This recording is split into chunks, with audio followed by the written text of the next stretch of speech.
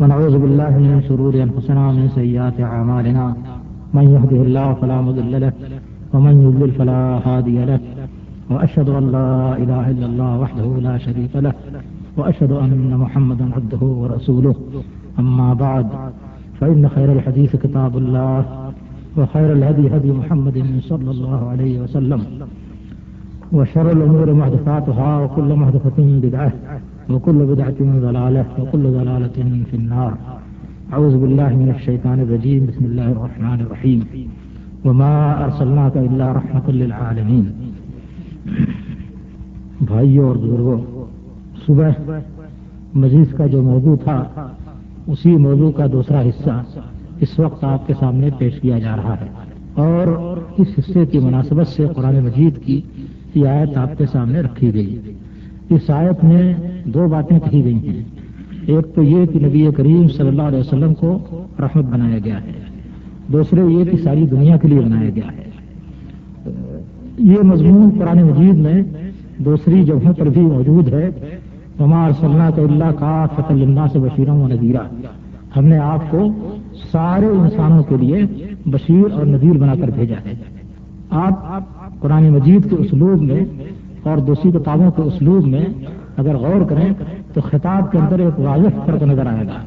قرآن مجید جہاں بھی اپنا پیغام سنانا چاہتا ہے وہاں یا تو اہل ایمان کو خطاب کرتا ہے اور یا ایھا الذین آمنوا کہتا ہے، کسی قوم اور کسی جگہ کی تخصیص کے بغیر.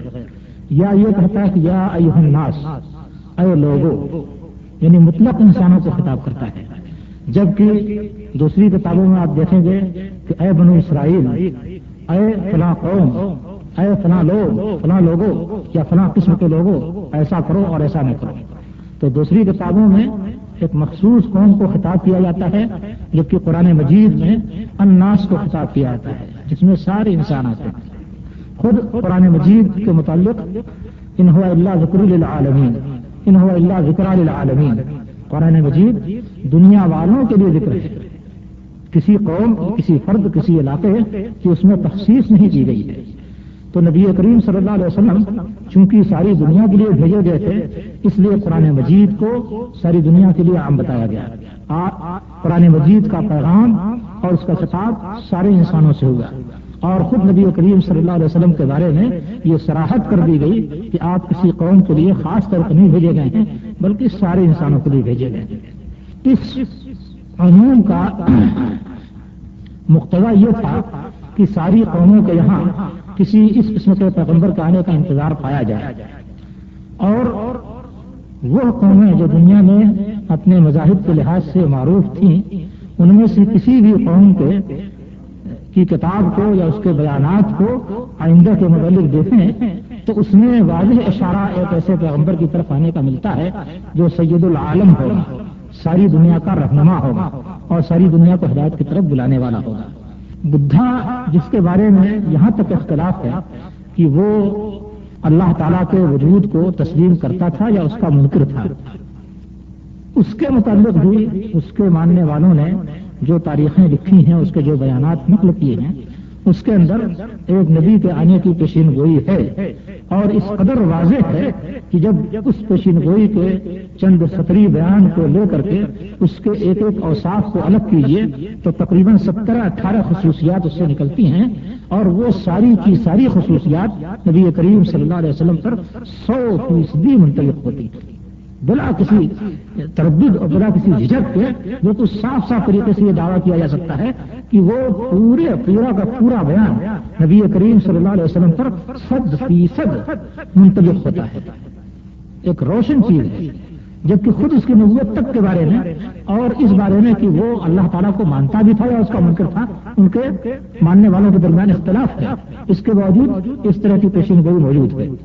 اسی طریقے سے یہود و نصارہ کے ہاں بھی آپ کے متعلق اتنی صاف اور واضح پیشین گوئی پائی جاتی تھی کہ قرآن مجید نے اپنے زمانے نزول میں اور مدینہ کے اندر یہودیوں کی موجودگی کے دوران یہ کہا کہ یعرفونہ کما یعرفون ابناءہم.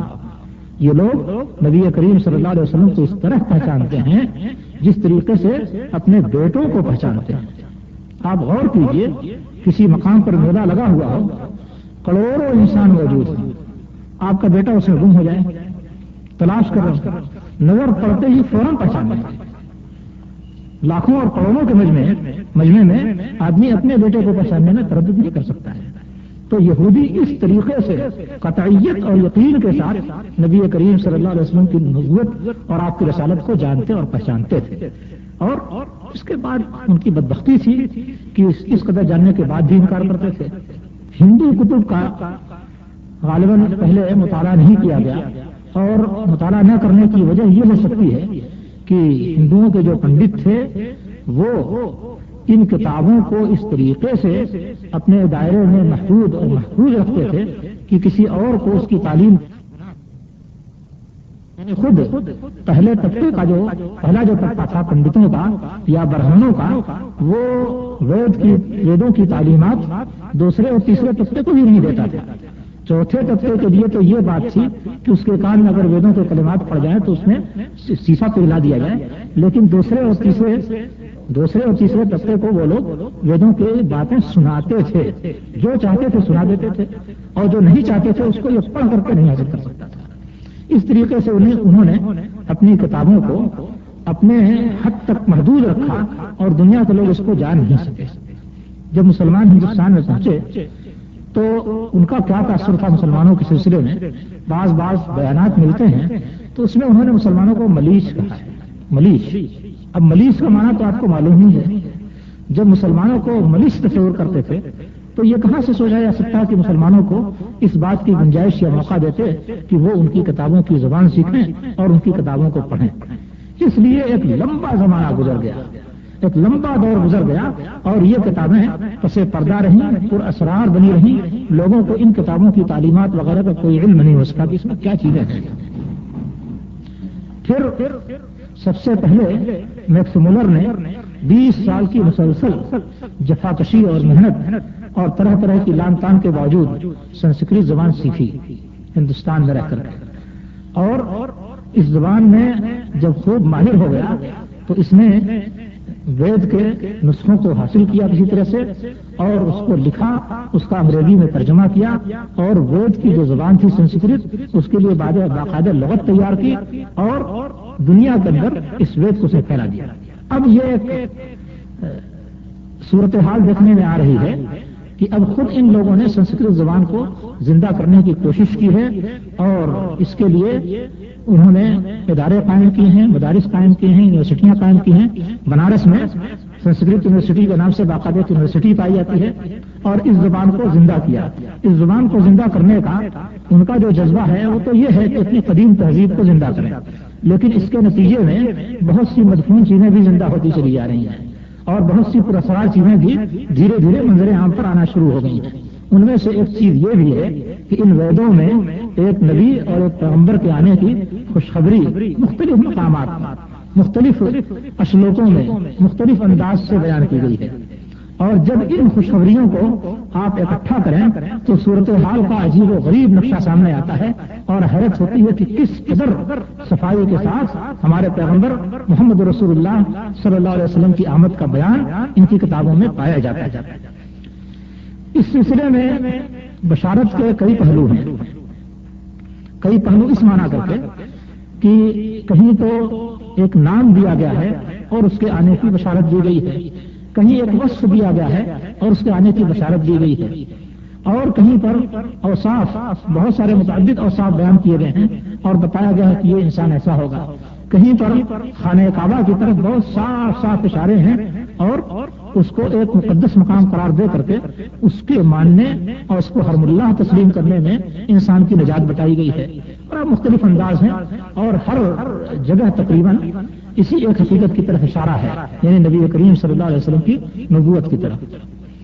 اللہ تعالیٰ ہدایت دے، اللہ کے ان بندوں نے جو خود ابھی تک ہندو مذہب پر قائم ہیں، ان میں سے کئی ایک نے کتابیں لکھی اور بہت صفائی کے ساتھ یہ بات بیان کی کہ فلاں فلاں پیشن گوئی محمد رسول اللہ صلی اللہ علیہ وسلم کے متعلق ہے۔ ابھی میں نے پچھلے درس میں یہ بتایا تھا، پنڈت وید پرکاش نے کئی کتابیں لکھی ہیں۔ اس نے ایک کتاب لکھی ہے نراشنس اور انتم رشی، نراشنس اور انتم رشی، نراشنس اور آخری رسول۔ ایک کتاب اس نے اور لکھی ہے کلکی اوتار اور محمد صاحب۔ اس طریقے سے دو کتابیں اس کی خاص نبی کریم صلی اللہ علیہ وسلم کے بارے میں ہیں۔ کچھ اور لوگوں نے بھی اس طرح کی کتابیں لکھی ہیں جو ابھی تک ہندو ہیں، ابھی وہ تفصیل آئے گی۔ ایک بنارس کے ڈاکٹر نے چھوٹا سا کتابچہ لکھا ہے اور اس نے کئی واقعات لکھے ہیں۔ واقعات کے ساتھ ساتھ نبی کریم صلی اللہ علیہ وسلم کے بارے میں اس نے بتایا ہے کہ ہماری کتابوں میں فلاں اور فلاں اور فلاں اور فلاں اور فلاں جگہ دسیوں جگہ کی نشاندہی کی ہے کہ اس میں فلاں جگہ یہ بات، فلاں جگہ یہ بات، اور یہ ساری باتیں محمد صلی اللہ علیہ وسلم پر فٹ ہوتی ہیں، لہذا اس کتاب میں آپ کی بشارت دی گئی ہے۔ چھوٹا سا پمفلٹ ہے، لیکن بہرحال اس نے بڑی قطعیت کے ساتھ اس نے بات ثابت کی ہے۔ اب یہ عجیب محرومی ہے ان لوگوں کی کہ نبی کریم صلی اللہ علیہ وسلم کی نبوت کو انہوں نے پہچان لیا، اس کا بیان بھی کیا، اپنی کتابوں سے اس کو ثابت بھی کیا، مگر ابھی تک دین کفر کو نہیں چھوڑا ہے اور دین اسلام میں داخل نہیں ہوئے ہیں۔ اللہ تعالیٰ ان کو اس کی توفیق دے اور مرنے سے پہلے وہ ہدایت پذیر ہو جائیں۔ اس سلسلے میں یعنی بشارات کے سلسلے میں سب سے پہلے میں آپ کے سامنے ایک بشارت کا ذکر کرتا ہوں جو نراشنس کے نام سے کی گئی ہے۔ نراشنس یہ بشارت وید کے تقریباً تمام یعنی وید کے تمام نسخوں میں یہ موجود ہے یا تمام حصوں میں موجود ہے۔ پہلا وید ریگ وید ہے، اس کے اندر بھی چند اشلوک اس پیشن گوئی سے تعلق رکھتے ہیں۔ دوسرا وید یجروید ہے، اس میں بھی موجود ہے۔ سام وید تیسرا وید جو ہے اس کے اندر بھی موجود ہے، اور آخری وید جس کو اتھر وید کہتے ہیں، اس وید میں تو پوری تفصیل کے ساتھ موجود ہے۔ وید کی ترتیب ان لوگوں نے اس طریقے سے دی ہے کہ نظموں کا نظم تو پورے طور سے اس کو نہیں کہہ سکتے، نہ وہ نظم ہے نہ نثر ہے، بہرحال وہ گانے کی شکل ہے یا نظم کی شکل ہے، تو اس شکل میں ایک نظم، دو نظم، تین نظم، چار نظم ایک رشی سے یا ایک کہہ لیجیے کہ سادھو سے یا ایک رہنما سے 200 300 400 نظمیں جو لوگ روایت کرتے ہیں یا اس کی لکھی ہوئی نظموں کو بیان کرتے ہیں۔ اب اس نے کہیں پر 10 20 10 15 اشعار کا ایک مجموعہ لکھا ہے، پھر 8 10 اشعار کا ایک مجموعہ لکھا ہے، پھر 15 20 اشعار کا مجموعہ لکھا ہے، کہیں 30 40 اشعار کا مجموعہ لکھا ہے۔ تو یہ جو پورا کا پورا ایک مجموعہ ہے ایک رشی کی طرف منسوب کر کے، اس کو تو آپ سمجھ لیجیے کہ اس کی حیثیت باب کی ہے، جیسے کتابوں کے ابواب ہوتے ہیں اس طریقے سے اس کی حیثیت باب کی ہے۔ اس کے بعد جو چھوٹے چھوٹے مجموعے ہیں 10 20 اشعار کے ایک قصیدے کی شکل میں، اس کو سمجھ لیجیے کہ وہ فصل ہے، اس کو یہ لوگ سوکت کہتے ہیں، اور ہر شعر جو 2 سطر کا ہوتا ہے اس کو اشلوک کہتے ہیں اور رجا بھی کہتے ہیں۔ تو اس کتاب میں اتھروید میں ایک فصل ہے یا ایک سوکت ہے جس کو کنتاب سوکت کہتے ہیں۔ کنتاب کس کو کہتے ہیں؟ اس کے 2 معنی سنسکرت زبان کے اندر آتے ہیں۔ ایک معنی تو یہ کہ پیٹ کے اندر کچھ گلٹیاں ہوتی ہیں، معدے میں یا آنت میں کچھ اندرونی گلٹیاں ہوتی ہیں جو معدے کو یا آنت کو یا اندرونی مشین کو قوت پہنچاتی ہے اور قائم رکھتی ہے، ان گلٹیوں کو کنتاب کہتے ہیں۔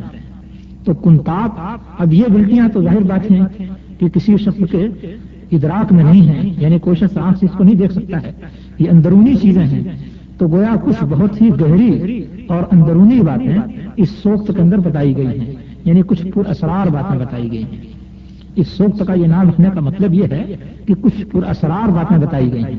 اس مطلب میں مزید اضافہ اس سے کیا جا سکتا ہے کہ مکہ مکرمہ جس کو سرۃ الارض کہا جاتا ہے، زمین کی ناف، تو مکہ مکرمہ اور اس کے گرد و پیش کا جو حصہ ہے اس کو آپ پیٹ کی حیثیت دے سکتے ہیں زمین کے لیے۔ نبی کریم صلی اللہ علیہ وسلم کا ظہور یہیں سے ہونے والا تھا، اس لیے زمین کے پیٹ کی جو پوشیدہ گلٹیاں ہیں، اور جس وقت اس رشی نے یہ بات کہی تھی اس وقت تک وہ ظہور میں نہیں آئی تھی، ان کی مناسبت سے گویا کنتاب سوکت کہہ دیا گیا ہے، یعنی یہ پر اسرار گلٹیاں جو زمین کے پیٹ میں ابھی تک دبی ہوئی ہیں اور کسی وقت ظاہر ہوں گی، ان کا بیان ہے۔ کنتاب کا ایک مفہوم اور ہوتا ہے گناہوں سے پاک کرنا، تو اس معنی کے لحاظ سے بھی یہ نام بالکل فٹ آتا ہے کہ اس میں ایک ایسے رسول کی آمد کی بشارت دی گئی ہے جو لوگوں کو گناہوں سے پاک کرے گا، وَيُزَكِّيهِمْ وَيُعَلِّمُهُمُ الْكِتَابَ وَالْحِکْمَةَ۔ تو بہرحال یہ تو اس سوکت کا یا اس فصل کا یا اس قصیدے کا عنوان ہے۔ اس کے بعد اس قصیدے میں جو باتیں بتائی گئی ہیں ان میں یہ کہا گیا ہے کہ لوگوں بڑے اہتمام سے سنو، غور سے سنو، نراشنس کی تعریف کی جائے گی۔ اب نراشنس کیا ہے؟ یہ بھی سنسکرت کا لفظ ہے اور یہ دو لفظوں کا مجموعہ ہے، ایک لفظ نر اور ایک آشنس۔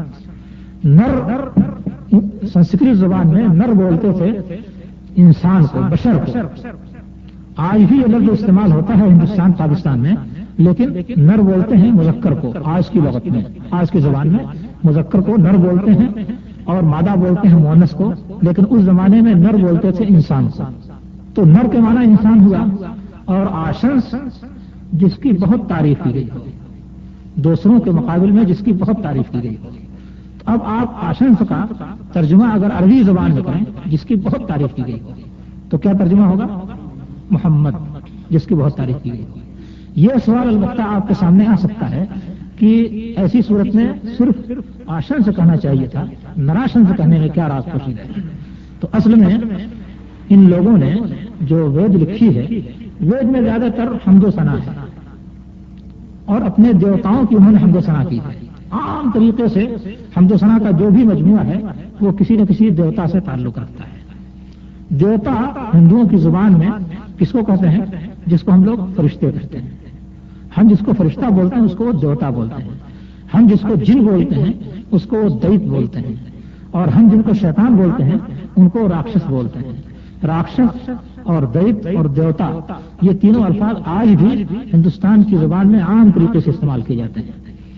تو چونکہ وید میں عام طریقے سے جس شخصیت کو منتخب کر کے اس کی تعریف کی جاتی تھی، اس شخصیت کا تعلق دیوتاؤں سے ہوا کرتا تھا یا فرشتوں سے ہوا کرتا تھا، اس لیے نراشن سے کہہ کر کے یہ گویا تنبیہ کی گئی ہے کہ یہاں جس شخصیت کی تعریف کی جا رہی ہے وہ انسانوں میں سے، فرشتوں میں سے نہیں ہے، وہ انسان ہے، تاکہ معلوم ہو جائے کہ یہاں کوئی نامعلوم دیوتا کی تعریف نہیں چل رہی ہے اور لوگ صرف تعریف کر کے خاموش نہ بیٹھ جائیں، بلکہ یہ سمجھیں کہ یہ کسی کوئی انسان ہے اور وہ انسان لوگوں کے درمیان ظہور پذیر ہوگا۔ تو ایک بات یہ کہیے کہ نراشنس یعنی محمد صلی اللہ علیہ وسلم کی تعریف کی جائے گی۔ اچھا، اس کے بعد کہا گیا تعریف کی جائے گی یعنی لوگ تعریف کریں گے، عام طریقے سے لوگوں کے درمیان وہ محبوب ہوگا۔ پھر کہا گیا کہ ہم نے مامہ رشی کو فلاں فلاں چیزیں دی۔ کیا دی؟ ابھی میں اس کو بتاتا ہوں۔ اس میں مامہ رشی کو ہم نے فلاں فلاں چیزیں دی۔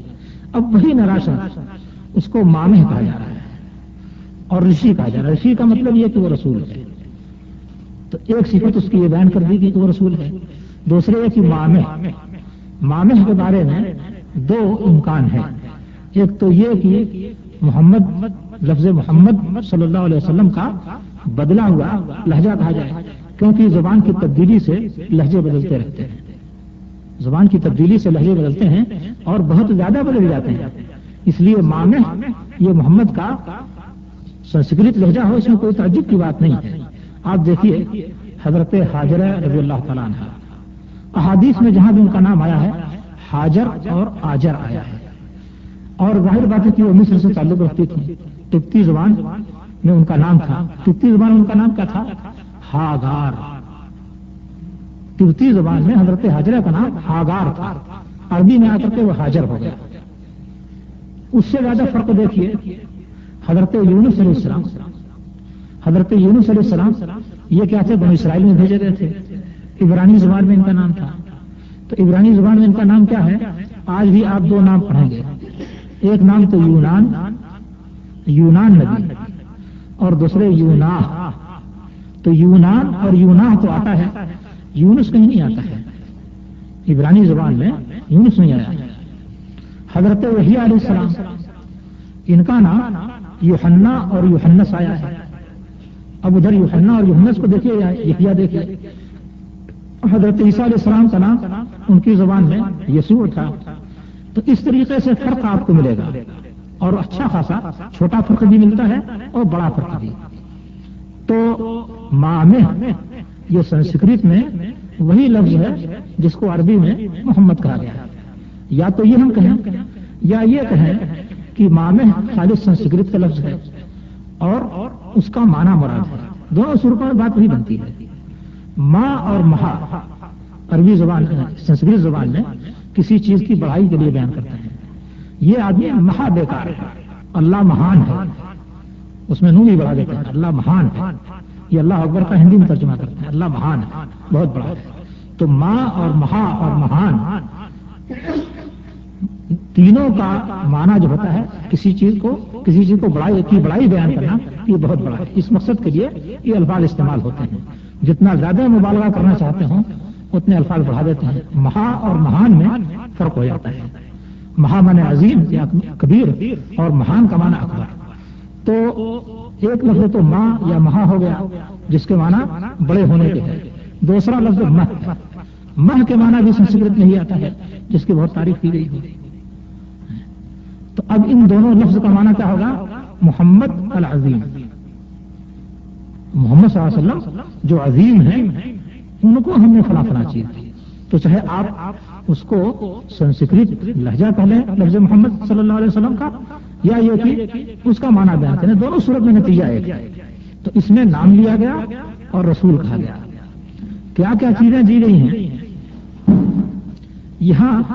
کئی چیزوں کا بیان ہے. ایک تو یہ کہ ان کو 10 ہار دیے. ہم نے محمد کو یا مہان مامہ رشی کو ہم نے 10 ہار دیے، 10 قلادے اور 100 طلائی سکے دیے، 100 دینار دیے، نشک کہا گیا اور 300 گھوڑے دیے. اب ذرا آپ دیکھیے 10 ہار جو کہا گیا ہے، ہار سینے سے چپکا ہوا رہتا ہے. محبوب ترین چیز یا مقرب ترین چیز کو ہار کہا جائے گا. نبی کریم صلی اللہ علیہ وسلم کے 10 صحابہ ایسے تھے جن کا درجہ بقیہ تمام صحابہ سے بلند تھا. یہاں تک کہ آپ نے کھڑے ہو کر کے فرمایا کہ ابو بکر فی الجنہ و عمر فی الجنہ و عثمان فی الجنہ و علی فی الجنہ. اس طریقے سے 10 صحابہ کو جنت کی بشارت دی. یہ عشرہ مبشرہ کہلاتے ہیں. تو 10 ہار جو دیے گئے نبی کریم صلی اللہ علیہ وسلم کو یا نراشنس کو، تو یہ 10 صحابی ہیں جن کو عشرہ مبشرہ کہا جاتا ہے. 100 طلائی سکے دیے گئے، سونے کے خالص سکوں کو نشک کہتے ہیں جن کو ہم اشرفی کہتے ہیں یا دینار کہتے ہیں. تو ہم نے ان کو 100 اشرفی دی. اشرفی کب بنے گی؟ پہلے سونے کو تپا کے خالص کر لیا جائے تو اس کے بعد اس کی شکل اشرفی کی ہو جاتی ہے. صحابہ کرام میں شروع میں جو لوگ ایمان لائے تھے انہیں نہایت سخت اذیت سے دوچار ہونا پڑا تھا. یہ آپ کو معلوم ہے. ان کو زبردست اذیتیں اور تکلیفیں دی گئی تھیں، یہاں تک کہ انہوں نے حبشہ کی جانب ہجرت کی. تو یہ جو صحابہ کرام تھے جنہوں نے حبشہ کی طرف ہجرت کی، پہلے ان کو عذاب کی بھٹی میں تپایا گیا اور عذاب کی بھٹی میں تپانے سے یہ ثابت ہوا کہ بالکل خالص اور مخلص ہیں اور ان کے اندر کوئی کھوٹ نہیں ہے. اس طریقے سے 2 دفعہ میں 101 آدمیوں نے حبشہ کی طرف ہجرت کی تھی. ان میں سے ایک شخص کھوٹا نکلا، عبداللہ بن جحش. یہ کھوٹا نکلا، حبشے میں جا کر کے یہ مرتد ہو گیا، نصرانیت اختیار کر لی اور نصرانیت پر مر گیا. باقی 100 جو تھے مہاجرین حبشہ یہ بالکل کھڑے ثابت ہوئے اور کسی بھی امتحان میں کھوٹے نہیں اترے. تو اس طریقے سے یہ 100 طلائی سکے تھے جو نبی کریم صلی اللہ علیہ وسلم کو دیے گئے. اس کے بعد 300 گھوڑے. دیکھیے گھوڑوں کا استعمال عربی زبان میں بھی اور اردو زبان میں بھی کس معنی میں ہوتا ہے؟ تیز رفتار دوڑ اور لڑائی میں خاص طریقے سے کام آنے والوں کو گھوڑے سے تعبیر کیا جاتا ہے. فوج جو گھوڑے پر سوار ہو کر کے دوڑتی ہے اس کو کبھی تو رسالہ بولتے ہیں، کبھی رسالدار بول دیتے ہیں. عام طریقے سے رسالہ بولتے ہیں. رسالے کا لفظ اصلاً گھوڑے کے لیے استعمال ہوتا ہے. عربی میں بھی کیا ہے کہ جو گھوڑ سوار فوج ہوتی ہے اس کو خود اس فوج کو خیل کہتے ہیں. اس فوج کو خیل کہتے ہیں، فرسان بھی کہتے ہیں لیکن خیل بھی کہتے ہیں. خیل اصل میں گھوڑے کو کہا جاتا ہے لیکن اسی مناسبت سے گھوڑ سوار کو بھی کہتے ہیں. تو اللہ تعالیٰ نے کہا کہ ہم اس پیشین گوئی میں کہا گیا کہ ہم اس نراشنس کو 300 گھوڑے ہم نے دیے یا 300 گھوڑے دیں گے. یہ 300 کون سے لوگ تھے؟ یہ وہ حضرات تھے جنہوں نے جنگ بدر میں شرکت کی. ان کی کل تعداد بعض روایتوں میں 313 بتائی گئی ہے، بعض روایتوں میں 314 بتائی گئی ہے اور بعض روایتوں میں 317 بتائی گئی ہے. ان حضرات نے اسلام کی پہلی جنگ جس بہادری اور جس بے جگری سے لڑی اور جس خلوص کے ساتھ جنگ کر کے اسلام کے غلبے کی بنیاد رکھی، وہ اسلامی تاریخ کا نہایت ہی روشن، ایسا روشن کہ اس سے زیادہ روشن کسی اور باب کو نہیں کہہ سکتے، روشن باب. ان 313 صحابہ کرام میں سے 14 صحابہ کرام نے وہاں پر جامع شہادت نوش کیا اور باقی 300 افراد نبی کریم صلی اللہ علیہ وسلم کے ساتھ آپ کی زندگی بھر رہے اور ہر جگہ نہایت بہادری اور بے جگری کے ساتھ آپ کا ساتھ دیتے رہے. اور تمام صحابہ میں اس پہلو سے ان کو امتیاز حاصل ہوا. چاروں خلفاء کو تو سب سے بڑا مرتبہ حاصل ہے، یہ چاروں خلفاء اس میں موجود تھے. ان کے بعد عشرہ مبشرہ کو یہ فضیلت حاصل ہے کہ وہ باقی صحابہ سے افضل ہیں، یہ کل کے کل سے موجود تھے. اور اس کے بعد اصحاب بدر کا درجہ ہے. اصحاب بدر یہ 300 گھوڑے تھے جو نبی کریم صلی اللہ علیہ وسلم کو دیے گئے، یعنی 300 بہادر ترین انسان تھے. تاریخ کا ان کو بہادر ترین انسان کہا جائے گا اور افضل ترین انسان کہا جائے گا جنگی مرتبے کے لحاظ سے. یہ مرتبہ جو ان کو دیا گیا اسلام میں، ظاہر بات ہے کہ اسی جنگ میں شرکت کے نتیجے میں دیا گیا. تو اس پیشین گوئی میں یہ بھی کہا گیا ہے کہ آپ کو 300 گھوڑے دیے جائیں گے اور 10,000 گائیں دی جائیں گی. 10,000 گائیں. گائے کا لفظ ہندوستان میں آج تک جس معنی میں استعمال کیا جاتا ہے جانتے ہیں. جب کوئی آدمی سیدھا سادہ شریف ہوتا ہے تو کہتے ہیں کہ اللہ میاں گائے ہے. یہ لفظ آج تک کسی معنی میں استعمال ہوتا ہے، یعنی ایسا سیدھا سادہ آدمی کہ جو چھل کپٹ اور فریب کاری اور دھوکے بازی بالکل نہ جانتا. مومن کا وصف کیا بیان کیا گیا ہے؟ المومن غر قریب. مومن آدمی دھوکہ کھا جانے والا شریف ہوتا ہے. اور منافق کیا ہوتا ہے؟ خب لئیم، دھوکہ دینے والا لچا آدمی ہوتا ہے. تو صحابہ کرام نبی کریم صلی اللہ علیہ وسلم کو 10,000 گائیں یعنی 10,000 مقدس شریف اور اللہ تعالیٰ کے خاص بندے عطا کیے گئے. یہ کون حضرات تھے؟ جنہوں نے مکہ فتح کیا. فتح مکہ کے موقع پر نبی کریم صلی اللہ علیہ وسلم کے ساتھ 10,000 کی فوج تھی اور یہ لوگ جتنے مقدس تھے، ظاہر بات ہے کہ اس آسمان کے نیچے ایسی مقدس جماعت کبھی نہیں دیکھی گئی. اس آسمان میں اپنے طرح ایسی مقدس جماعت کبھی نہیں دیکھی گئی. تو اب آپ دیکھ لیجئے کہ ایک تو جس رسول کی بشارت دی گئی ہے اس کا نام نراشنس رکھا گیا ہے جس کا معنی محمد ہوتا ہے، اور دوسرے یہ کہ اس کو رسول بتایا گیا اور اس کی یہ خصوصیات بتائی گئی کہ اس رسول کو فلاں فلاں چیزیں دی جائیں گی. 10 ہار دیے جائیں گے، 100 طلائی سکے دیے جائیں گے، 300 گھوڑے دیے جائیں گے، 10,000 گائیں دی جائیں گی. یہ ساری چیزیں نبی کریم صلی اللہ علیہ وسلم کو عطا کی گئی. اچھا، اس سلسلے میں کچھ اور اشلوکوں میں یعنی وید کے دوسرے مقامات پر کچھ اور باتیں کہی گئی ہیں. تو رگ وید میں ایک بات یہ کہی گئی ہے کہ نراشنس بڑا خوبصورت ہوگا. نبی کریم صلی اللہ علیہ وسلم کے متعلق صحابہ کرام کے بیانات دیکھیے، وہ کہتے ہیں کہ کان احسنہم وجہن. نبی کریم صلی اللہ علیہ وسلم سب سے خوبصورت چہرے والے تھے. آپ جیسا خوبصورت کوئی انسان نہیں تھا. تو یہ خوبی آپ کے اندر پائی جاتی ہے. دوسری جگہ یہ بتایا گیا کہ وہ اپنی خوبصورتی سے یا اپنے نور سے لوگوں کے گھروں کو بھر دے.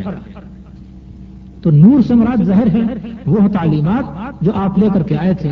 لوگ اندھیرے میں بھٹک رہے تھے، کسی کو زندگی گزارنے کا ڈھنگ نہیں معلوم تھا، بلکہ حقیقت یہ کہہ لیجیے کہ پیشاب پخانے کا بھی ڈھنگ نہیں تھا. یہاں تک وہ بے ڈھنگے تھے. نبی کریم صلی اللہ علیہ وسلم تشریف لائے تو ہر معاملے میں ان کو اندھیرے سے نکال کر کے اجالے میں گئے اور آپ کی روشنی سے ایک ایک گھر بھر گیا. ساری دنیا تک اسلام پھیلا اور ساری دنیا نے اس سے فائدہ اٹھایا. اور شاید آپ مطالعہ کریں تو اس حقیقت کا آپ کو پتہ لگ جائے کہ آج دنیا کی دوسری قومیں اپنی دنیاوی سعادت مندی کے لیے جو اصول اختیار کیے ہوئے ہیں وہ اصول بھی سارے کے سارے اسلام سے ماخوذ ہیں. خود اسلام نہیں لائے ہیں مگر سعادت مند زندگی اس دنیا میں گزارنے کے لیے کیا طریقہ کار ہونا چاہیے یہ سارا اصول انہوں نے اسلام سے اخذ کیا ہے. ورنہ قہر و جبر اور ظلم و زیادتی کا وہ عالم تھا کہ آپ اس کا تصور نہیں کر سکتے تھے. زندہ انسان کو پکڑ کر کے اژدہے کے منہ کے سامنے پھینک دیا جاتا ہے یا بھیڑیوں کے سامنے ڈال دیا جاتا ہے یا لڑنے والے بیلوں کے سامنے ڈال دیا جاتا ہے یا یہ کہ پھاڑنے والے شیروں بھوکے شیر کے سامنے ڈال دیا جاتا ہے. ایک کھیل ہوتا تھا جس میں اس طریقے سے انسانوں کو مروایا جاتا تھا. پانی کے اندر تیرنے والے جو مگرمچھ ہوتے تھے تو اس مگرمچھوں کے لیے پھینک دیا تھا زندہ انسان کو. تالاب کے اندر ہوتے تھے وہاں پھینک دیا جاتا تھا اور اس کو نو سکھاتے تھے. اس طرح کے مظالم عام تھے. اسلام کے آنے سے ان مظالم کا سلسلہ دروازہ بند ہوا. نبی کریم صلی اللہ علیہ وسلم کی ان تعلیمات کو جن لوگوں نے آپ کی نبوت نہیں تسلیم کی انہوں نے بھی آپ کی ان تعلیمات سے فائدہ اٹھایا اور اپنے اندھیرے کو اجالے میں تبدیل کیا. ایک اور جگہ یہ کہا گیا ہے کہ وہ لوگوں کو گناہوں سے اور بدکاریوں سے پاک کریں گے. آپ کی جو تعلیمات ہیں وہ بالکل معلوم و معروف ہیں. آپ کی بعثت کا مقصد جو قرآن مجید میں بیان کیا گیا ہے وہ بھی واضح ہے کہ آپ کو یزکیہم ویعلمہم الکتاب والحکمہ هو الذی بعث فی الامین رسولا منہم یتلو علیہم آیاتہ ویزکیہم ویعلمہم الکتاب والحکمہ وان کانوا من قبل لفی ضلال مبین.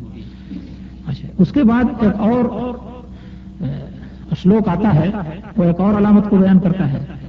وہ علامت یہ ہے کہ آپ اونٹ پر سوار ہوں گے. نراشنس اونٹ کی سواری کرے گا اور اس کی 12 بیویاں ہوں گی. اس کی 12 بیویاں ہوں گی. اب اس کو دیکھیے آپ نبی کریم صلی اللہ علیہ وسلم کی عام سواری کیا تھی؟ اونٹنی. مکہ سے آپ نے مدینہ ہجرت کی تو اونٹنی پر بیٹھ کر کے گئے. جنگ بدر میں گئے اونٹنی پر بیٹھ کر گئے. حج کرنے کے لیے گئے اونٹنی پر بیٹھ کر کے گئے. جتنے بھی آپ کے سفر کے مواقع دیکھیں گے آپ غزوات کے مواقع سفر کے مواقع حجۃ الوداع کا موقع تبوک کا موقع جتنے بھی آپ کے سفر ملیں گے سارے سفر میں آپ اونٹنی پر بیٹھ کر کے جایا کرتے تھے. تو اونٹ پر بیٹھ کر اونٹ کی سواری کا جو معاملہ ہے یہ آپ پر مکمل طریقے سے فٹ ہوتا ہے اور اس سے اس ایک بات کے علاوہ کئی نتیجے بھی اخذ ہوتے ہیں. ایک نتیجہ تو یہ اخذ ہوتا ہے کہ جس پیغمبر کا یہاں ذکر کیا گیا ہے وہ پیغمبر ہندوستان سے تعلق نہیں رکھے گا اور آرین قوم سے تعلق نہیں رکھے گا. یہ کیسے؟ ایک موٹی بات تو آپ یہ کہہ سکتے ہیں کہ ہندوستان میں اونٹوں کا رواج نہیں ہے لیکن اس موٹی بات کو چھوڑ دیجیے. ہندو مذہب کی تعلیمات کی روح سے کسی برہمن کے لیے یعنی برہمن کے علاوہ کوئی پیغمبر نہیں ہو سکتا. ایک تو ان کے یہاں یہ تھا قدیم زمانے سے کہ سوائے برہمنوں کے پیغمبری کسی اور کو نہیں مل سکتی.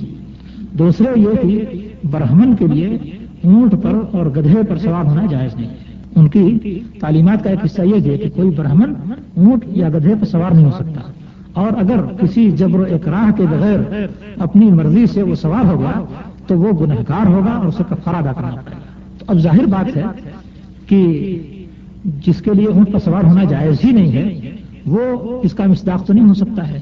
اور ہندوستان کے اندر چونکہ آرین قوم تھی اور آرین قوم کا اونچا طبقہ برہمن تھا اور اسی کے اندر رسالت اور ارشاد و توجیہ کا حق محفوظ تھا اس لیے اس پیشین گوئی کا تعلق ہندوستان سے نہیں ہو سکتا تھا.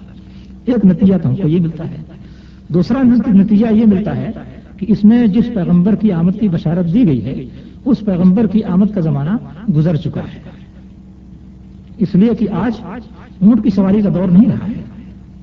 اب تو یہ جو گاڑیاں پائی جاتی ہیں کار جو پائی جاتی ہے اب اس کی بھی سواری کا زمانہ ختم ہوا چاہتا ہے. اب تو لوگ ایسے ایسے آلات ایجاد کرنے کی فکر میں ہیں کہ آپ کے پاس ایک چھوٹا سا ڈبہ ہو اس میں بیٹھ کر کے بٹن دبا دیجئے اوپر اڑ جائیے جہاں تک جانا ہے چلے جائیے پھر اتر آئیے. تو اب یہ تو ہوائی جہاز کا زمانہ ہے یعنی گاڑیوں اور ہوائی جہاز کا زمانہ ہے. بہرحال اونٹوں کی سواری کا زمانہ تو ختم ہو گیا. لہذا اب اس نبی کی آمد کے انتظار میں بیٹھے رہنے کی کوئی گنجائش نہیں ہے بلکہ وہ زمانہ جو اونٹوں کی سواری کا تھا اس زمانے کی طرف پلٹ کر کے اس نبی کو تلاش کرنا چاہیے. اچھا، یہ تو اونٹوں کی سواری کے تعلق سے دو باتیں ہیں. آپ کی بیویوں کی تعداد اس میں بتائی گئی کہ 12 ہے. نبی کریم صلی اللہ علیہ وسلم کی 11 بیویاں تو ہر ایک کے لیے معروف ہیں اور عام طریقے سے ہی بات مشہور ہے. لیکن ایک اور بیوی کے سلسلے میں اختلاف ہے لوگوں میں کہ وہ بیوی تھی یا لونڈی تھی. حضرت ریحانہ بنت زید جو بنو قریظہ سے جن کا تعلق تھا، بنو نذیر سے ان کا تعلق تھا، اور جب بنو قریظہ کے لوگوں کو گرفتار کیا گیا تو وہ بھی قید ہو کر کے آئیں، ان کو بھی گرفتار کر کے لایا گیا. ان کے سلسلے میں دو بیانات ملتے ہیں سیرت میں. ایک بیان تو یہ ہے کہ آپ نے ان پر اسلام پیش کیا، انہوں نے اسلام قبول کر لیا تو آپ نے اس شرط کے ساتھ ان کو آزاد کر دیا کہ ان سے شادی کر لی. فاعتقها وتزوجها، آپ نے ان کو آزاد کر دیا، ان سے شادی کر لی. شادی کر لی تو ظاہر بات ہے کہ وہ ام المومنین ہو گئی. دوسرا بیان یہ ہے کہ آپ نے ان کو آزاد نہیں کیا بلکہ بحیثیت لونڈی کے رکھا. اس سے جب ہم اس کا تقابل کرتے ہیں تو معلوم ہوتا ہے کہ وہی بیان زیادہ صحیح ہے جس میں کہا گیا ہے کہ آپ نے ان کو آزاد کر کے ان سے شادی کر لی. تو اس طریقے سے آپ کی بیویوں کی کل تعداد 12 ہوتی ہے. اچھا، یہاں انہوں نے ایک اور چیز اس میں ذکر کی ہے. پھر ایک شلوک آتا ہے اسی اتھروید میں، تو اس میں کہا جاتا ہے کہ لوگوں سنو، یہ نراشنس 60,090 دشمنوں کے درمیان میں محفوظ رہے گا. یہ نراشنس ہجرت کرنے والا امن کا علم بردار 60,090 دشمنوں کے درمیان ہم اس کی حفاظت کریں گے. اب ذرا اس معاملے کو دیکھیے، اس کی تفسیر میں لوگ بہت چکر میں پڑے. اچھا، ہجرت کرنا تو یہ آپ کا ثابت ہے، بالکل یہ قطعی بات ہے کہ آپ نے مکے سے ہجرت کی اور مدینہ تشریف لے آئے. امن کے علمبردار تھے آپ، یہ بھی بالکل واضح ہے. آپ نے بجائے اس کے کہ لوگوں کے درمیان جنگ چھیڑی ہو یا جنگ کی ترغیب دی ہو، ہمیشہ یہ ترغیب دی کہ امن قائم کیا جائے. یہاں تک کہ جنگ کے جتنے واقعات تھے سب امن قائم کرنے کے لیے تھے. اور قرآن مجید میں یہ فرمایا گیا کہ وَإِن جَنَحُوا لِلسِّلْمِ فَجْنَحْ لَهَا وَتَوَكَّلْ عَلَى اللَّهِ، اگر صلح کے لیے جھکیں تو آپ بھی اس کے لیے جھک جائیے اور اللہ پر توکل کیجیے. تو آپ امن قائم کرنے والے اور مہاجر تھے. یہ دو وصف آپ کو معلوم ہے. تیسرا وصف جو کہا گیا کہ 60,090 کے درمیان میں آپ کی 60,090 دشمنوں کے درمیان میں آپ کی حفاظت کی جائے گی. تو میں نے ذرا زیادہ دقت کے ساتھ اس کو شمار کرنے کی کوشش کی، زیادہ دقیق انداز سے. تو کیا نتیجہ نکلا؟ بالکل دیکھ کر کے حیرت ہوئی کہ جب ایک ایک فرد کی گنتی کیجیے تو ٹھیک یہی گنتی آپ کے دشمنوں کی آتی ہے. آپ کے وہ دشمن جو آپ کے مد مقابل نکلے یا آپ سے مقابلہ کرنے کی نیت سے نکلے مسلح ہو کر کے، ان کی تعداد ٹھیک ہی ہوتی ہے. کیا تعداد تھی؟ قریش اور غطفان اور دوسرے لوگ جو جنگ احزاب میں آئے تھے، ان کی کل تعداد 10,000 تھی. اور یہ قریش وغیرہ وہی ہے جس سے پہلے مختلف لڑائیاں لڑتے رہے ہیں. سب سے بڑا جو انہوں نے تجمع کیا تھا وہ غزوہ احزاب کے موقع پر کیا تھا. تو غزوہ احزاب کے موقع پر جو لوگ آئے تھے ان کی تعداد 10,000 تھی. یہود جن سے آپ کا مقابلہ ہوا، بنو نذیر، بنو قینقاع، بنو نذیر، بنو قریظہ اور خیبر کے یہود اور وادی قرا کے یہود جنہوں نے آپ سے مقابلہ کیا، ان یہود کی مجموعی تعداد 10,000 تھی جو مقابلے میں آئے تھے.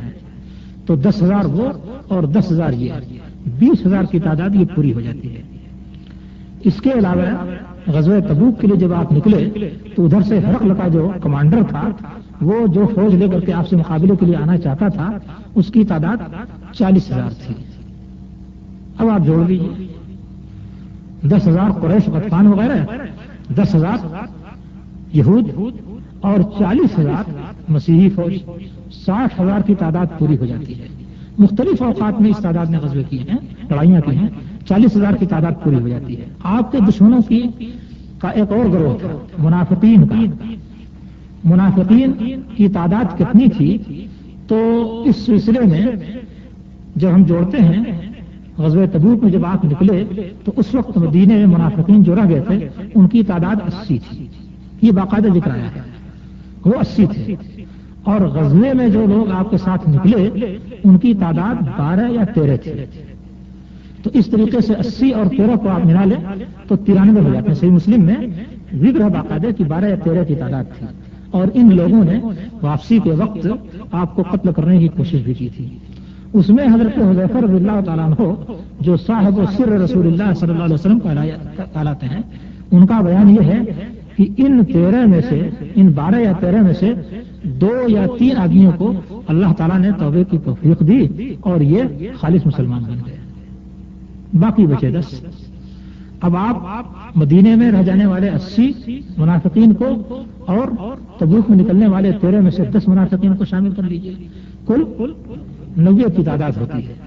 تو نبی کریم صلی اللہ علیہ وسلم کے دشمنوں کی تعداد 60,090 تھی، اور ان 60,090 کی تعداد میں ہر طرح سے اپنی کوششیں صرف کی، لیکن نبی کریم صلی اللہ علیہ وسلم کا کچھ نہیں بگاڑ سکے۔ تو یہاں مکاشفے کی شکل میں یہ پیشن گوئی کی گئی ہے، اور مکاشفہ گویا اللہ تعالیٰ کے پاس سے اس پیشن گوئی کرنے والے کے پاس آ رہا ہے، تو اس میں اللہ تعالیٰ کی طرف سے اس کو سنایا جا رہا ہے کہ ہم اس مہاجر امن کے علمبردار کو 60,090 دشمنوں کے درمیان محفوظ رکھیں گے۔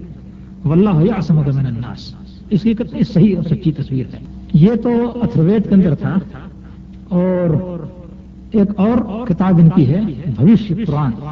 بھوشیہ پران، اس کتاب میں بھوشیہ کے معنی پیشین گوئی، آگے پیش آنے والے واقعات کی کتاب بھوشیہ پران۔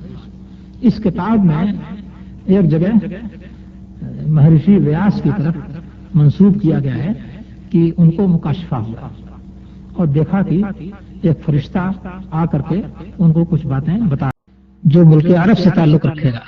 اس مکاشفے کا مفہوم یہ ہے کہ ایک انسان جو ملک عرب سے تعلق رکھے گا وہ معلم روحانی اپنے ساتھیوں کے ذریعے اس دنیا میں آئے گا اور اندھیرے کو دور کرے گا۔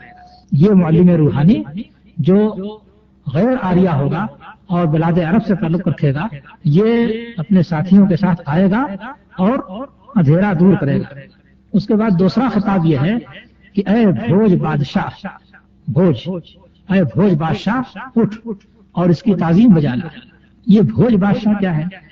میں اس کی تلاش میں تھا، ابھی میں نے بتایا کہ بنارس کے ایک ہندو نے ایک مختصر سی کتاب لکھی ہے اور اس میں بہت سی باتوں کو درج کیا ہے، تو اس نے دوسری کتابوں کے حوالے سے یہ بات درج کی ہے کہ نبی کریم صلی اللہ علیہ وسلم کے زمانے میں ایک بادشاہ ہوا کرتا تھا جس کو بھوج کہتے تھے۔ یہ عجیب بات ہے کہ جس وقت یہ بات کہی گئی ہے وہ زمانہ نبی کریم صلی اللہ علیہ وسلم سے کی آمد سے ہزاروں برس پہلے کا زمانہ کہا جاتا ہے۔ ویاس وہی شخص ہے جس نے کہ چاروں ویدوں کو تالیف کیا ہے، تو اسی کی طرف یہ بھی منسوب ہے۔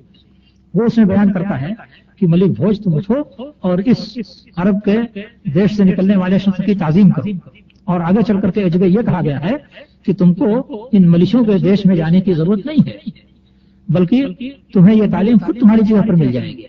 تو بھوج راجا بھوج بہت مشہور ہے، اور اس کے تعلق سے میں نے اس سے پہلے بھی کسی کتاب میں بیان پڑھا تھا، مگر اس کتاب کا حوالہ مجھے یاد نہیں رہ گیا۔ بہت عرصہ پہلے کی بات ہے، تقریباً 20-25 برس پہلے میں نے یہ چیز دیکھی تھی۔ کیا تھا؟ یہ شق القمر کے واقعے سے تعلق اس کا تھا کہ یہ بھوج، یہ کچھ کے علاقے میں بھوج کے نام سے ایک شہر بھی موجود ہے۔ رن کچھ کا جو علاقہ ہے اس علاقے میں بھوج کے نام سے اب بھی ایک شہر مشہور ہے۔ تو یہاں کا وہ حکمراں تھا، اور ایک روز رات کو اسے کچھ شوق ہوا، کچھ بے چینی سی محسوس ہو رہی تھی، تو رات کو نکل کر کے ٹہلنے لگا۔ ٹہلنے جب نکلا ہے، ٹہلتے ٹہلتے کیا دیکھتا ہے کہ چاند 2 ٹکڑے ہیں، اور دونوں ٹکڑے ایک دوسرے کے خاصے فاصلے پر ہیں۔ تو اس کے بعد اس شخص نے تمام پنڈتوں وغیرہ کو جمع کیا جو اس زمانے میں موجود تھے، اور جمع کرنے کے بعد کہا کہ آخر یہ کیا ہے جو ہم نے دیکھا۔ تو پنڈتوں نے کتابوں کا مراجعہ شروع کیا اور آپس میں ایک دوسرے سے سمجھنے اور سمجھاتے ہوئے جو نتیجہ اخذ کیا اس کو تھوڑے لفظوں میں بیان کیا۔ کہا کہ ہماری کتابوں میں یہ بات بیان کی گئی ہے کہ عرب دیش میں ایک شخص ظاہر ہوگا جس کا نراشنس نام ہوگا، اور اس کی مختلف تعلیمات میں سے یا مختلف معجزات میں سے ایک بات یہ بھی ہوگی کہ چاند 2 ٹکڑے ہو جائے گا۔ اس کے معجزات میں سے ایک معجزہ یہ ہوگا کہ چاند 2 ٹکڑے ہو جائے گا۔ اس کے معنی یہ ہے کہ وہ شخص بھیجا جا چکا ہے، یہ اس کی علامت ہے۔ تو کہتے ہیں کہ اس کے بعد راجا بھوج نے یہ فیصلہ کیا کہ میں اسی نبی کے دین اور تعلیم کو اختیار کروں گا۔ اب اس کے بعد یہ ذکر آتا ہے کہ وہ عرب آیا، یا یہ کہ وہیں پر اس نے دین اسلام کو قبول کیا اور اس کی بیوی نے بھی قبول کیا۔ اس کے نتیجے میں اس کو خاندان سے الگ کر دیا گیا، بادشاہ سے محروم کر دیا گیا۔ उस शख्स ने जंगलों और मैदानों में जाकर के अपनी बकिया जिंदगी नराशंस के दीन के नाम पर पूजा करते हुए अल्लाह ताला की गुजार दिया और इंतकाल कर गया। तो अब ये देखिए कि इसमें राजा भोज को खिताब किया गया है। उस जमाने में कोई राजा भोज नहीं था जिस वक्त ये मामला पेश आया था, और हिंदुस्तान की तारीख में राजा भोज का कोई तस्करा मिलता है तो इसी शख्स का मिलता है जो नबी करीम सल्लल्लाहु अलैहि वसल्लम पर ईमान लाया था। उसमें एक बात यह भी कही गई है कि ऐ आर्या धर्म वालों, तुम्हारा दीन और तुम्हारा धर्म सारे धर्मों से ऊंचा और बुलंद है, लेकिन जब ये शख्स आएगा तो तुम्हारा धर्म तुम्हारे धर्म से उसका धर्म ऊंचा हो जाएगा और इलाहे अकबर के हुक्म से रूए जमीन पर इस शख्स के धर्म को फैलाया जाएगा। अच्छा, उसकी कैफियत क्या बयान की गई है कि उसके सर पर चुरकी नहीं होगी। उसकी जो सिफात बयान की गई हैं उसमें एक सिफत यह है कि उसके सर पर चोटी नहीं होगी या चुरकी नहीं होगी। चुरकी जानते हैं आप? सर पर चोटी नहीं होगी और वो मख्तून होगा, खतना किया हुआ होगा। हिंदू खतना नहीं कराते हैं, चोटी रखते हैं, तो उसको चोटी नहीं होगी, खतना किया होगा और उसके पास दाढ़ी होगी, लंबी और बड़ी सी दाढ़ी होगी। वो एक बड़ा इनकलाब पैदा करेगा, अजान देने वाला होगा, उच्चा लापी। उसमें एक लफ्ज ये भी है उच्चा लापी होगा, यानी अजान देने वाला होगा। और आपको मालूम होगा कि ब्राह्मण बहुत सारी चीजें नहीं खाते हैं, बहुत सारी चीजें जो कि तय्यब हैं, पाकीज़ा हैं, हलाल हैं, वो नहीं खाते हैं। तो बताया गया कि वो सारी पाकीज़ा चीजों को खाने वाला होगा, किसी पाकीज़ा चीज से परहेज नहीं करेगा। जबकि ब्राह्मण बहुत सारी पाकीज़ा चीजों से परहेज करते हैं, यहाँ तक कि नमक भी नहीं खाते। जो उनका मुर्शिद और रहनुमा होता है वो नमक भी नहीं खाता है, और क्या क्या फला तरकारी हो, फला तरकारी हो, फला तरकारी नहीं खाते। बहुत सारी तरकारियां उनके हम मुकर्रर हैं, तो वो सब नहीं खाते। तो ये जो पैगंबर होगा ये सारी तय्यबात खाने वाला होगा, किसी पाकीज़ा चीज से परहेज नहीं करेगा। एक चीज ये बताई, दूसरी चीज ये बताई कि वो जानवरों का गोश्त भी खाने वाला होगा और हर पाकीज़ा जानवर का गोश्त खाएगा, सूअर को हराम करार देगा और उसका गोश्त नहीं खाएगा। अच्छा, ये बताया कि वो सारे दीन को मनसूख कर देगा, उसके आने के बाद किसी और का दीन नहीं चलेगा, और उसको मुस्लिम या उसके मानने वालों को मुस्लिम कहेंगे। आज भी हिंदू मुसलमानों को मुस्ला और मुस्लिम कहते हैं, तो उसके मानने वालों को मुस्लिम कहा जाएगा। ये सब चीजें ये भविष्य कुरान के अंदर मौजूद है और अब तक मौजूद है बड़े वजाहत के साथ। अच्छा, इसके बाद एक और सिफत की तरफ हम चलते हैं जो नबी करीम सल्लल्लाहु अलैहि वसल्लम के ताल्लुक से इनकी किताबों में मौजूद है। वो क्या है, उसको समझने के लिए आप जरा हिंदुओं का एक निजाम आलम भी थोड़ा सा समझ लीजिए।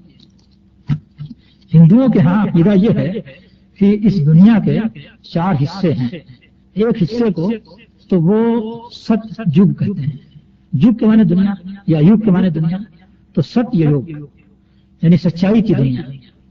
तो कहते हैं कि ये दुनिया 4 दौर, दुनिया के 4 दौर हैं या 4 जमाने हैं। पहला जमाना सतयुग, इस जमाने में सिर्फ वो लोग पैदा होते हैं जो हक पर होते हैं, हक का जमाना। दूसरा जो दौर होता है वो तृतीया युग उसको बोलते हैं, त्रिता युग या तृतीय युग। इस जमाने में कुछ लालच और हिर्स वगैरह भी इंसान के अंदर पैदा होना शुरू हो जाती है और वो गोया हक और बातिल का इम्तिजाज होता है, अच्छाई खराबी दोनों उसके अंदर शामिल हो जाती है। तीसरा जो दौर होता है उसको द्वापर युग कहते हैं, द्वापर युग। इसके अंदर इंसान में बुराई ज्यादा बढ़ जाती है पहले की बनिस्बत। चौथा जो दौर होता है उसको बोलते हैं कलयुग। कलयुग, कल और काली और कलिक, ये सब काली चीज को कहते हैं, जुल्मात। तो कलयुग का मतलब ये है कि जुल्मात की दुनिया, आलम जुल्मात, तारीकी की दुनिया, अंधेरी दुनिया, गोया अंधेर नगरी कह लीजिए। तो ये चौथा दौर होता है। अच्छा, हर दौर पहले दौर से 1/4 छोटा होता है। जब ये 4 दौर पूरे हो जाते हैं तो दुनिया तबाह बर्बाद हो जाती है, क़यामत आ जाती है।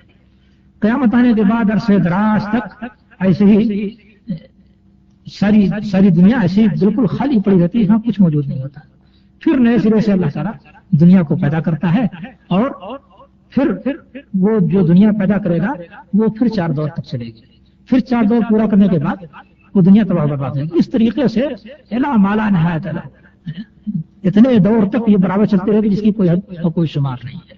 اب ہندو یہ کہتے ہیں کہ اس دنیا کے یعنی موجودہ دنیا کے 4 جگوں میں سے 3 جگ گزر چکے ہیں اور یہ چوتھا جگ چل رہا ہے، جو حضرت نوح علیہ السلام کے طوفان کے کچھ پہلے سے شروع ہوا ہے۔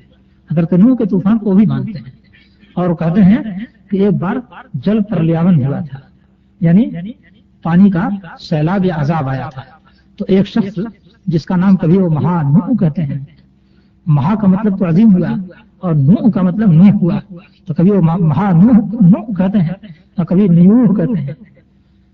تو اس نے اپنی بیوی کو، بچوں کو اور 7 رشیوں کو اپنے ساتھ بٹھایا اور دنیا کی ہر چیز کے ایک ایک جوڑے کو کشتی میں داخل کیا۔ یہ کشتی دیوتاؤں نے بنا کر اس کو دی تھی اور اس کے بعد طوفان آیا، ساری دنیا تباہ ہو گئی۔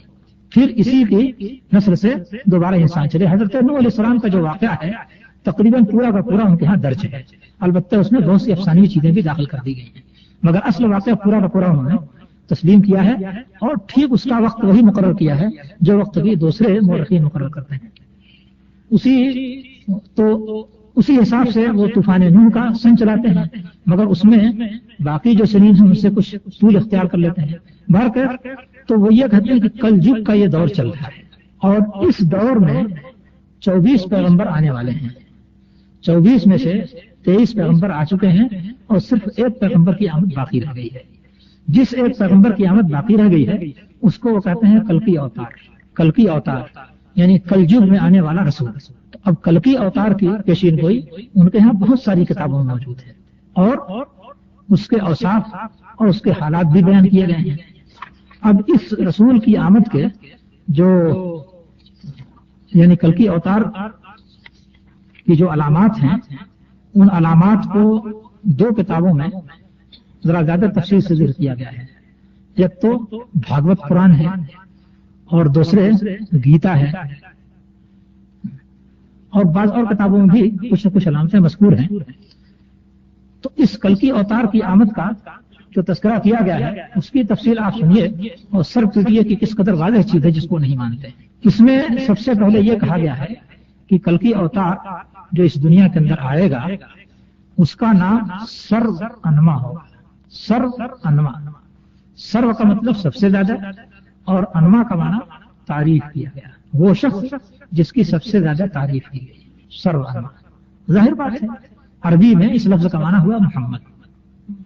تو کلکی اوتار کا جو آخری پیغمبر، انتم رشی، آخری پیغمبر، اس کا نام سرو انما ہوگا۔ اس کی جائے پیدائش سنبل گرام ہوگی۔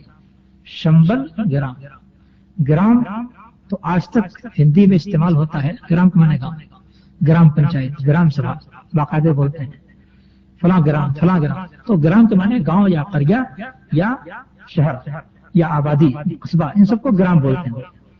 شنبل، شنبل کے معنی امن، تو شنبل گرام کا معنی ہوگا بلد الامین، البلد الامین یا البلد الامن یا دار الامن یا قریۃ الامن۔ تو جس جگہ وہ پیدا ہوگا اس جگہ کا نام ہوگا البلد الامین یا البلد الامن۔ اب ظاہر بات ہے کہ پوری دنیا میں آپ تلاش کر لیجئے تو سوائے مکہ مکرمہ کے کوئی بستی اور کوئی شہر ایسا نہیں ملے گا جس کا نام بلد امین رکھا گیا ہو۔ اب مکہ مکرمہ کو پوری قطعیت کے ساتھ بلد امین کہا جاتا ہے اور اس کو امن کا گھر قرار دیا گیا ہے اور اللہ تعالیٰ کی طرف سے قرار دیا گیا ہے۔ چنانچہ یہ ایسا امن کا گھر ہے کہ دنیا کا کوئی بھی جبار اور سرکش اگر برائی کی نیت سے اس گھر کی طرف قدم اٹھائے گا تو ما یقصدہ من جبار الا قسمہ اللہ، نبی صلی اللہ علیہ وسلم کا ارشاد ہے کہ جو جبار اور سرکش اس گھر کا ارادہ برائی کے ساتھ کرے گا تو اللہ تعالیٰ اس کو توڑ کر رکھ دے گا۔ اور آپ نے دیکھا کہ اصحاب فیل نے، ابرہا اس کے ساتھیوں نے اس بیت اللہ کا قصد برائی کے ساتھ کیا تو اللہ تعالیٰ نے اس کو توڑ کر رکھ دیا۔ تو یہ اللہ تعالیٰ کی طرف سے عملاً بھی دارالامن ہے اور شرعاً بھی دارالامن ہے، یعنی تکوینی اور شرعی دونوں حکم کے لحاظ سے یہ دارالامن ہے مکہ مکرمہ۔ اور دنیا کا کوئی دوسرا شہر ایسا آپ نہیں بتا سکتے جو کہ دارالامن ہو۔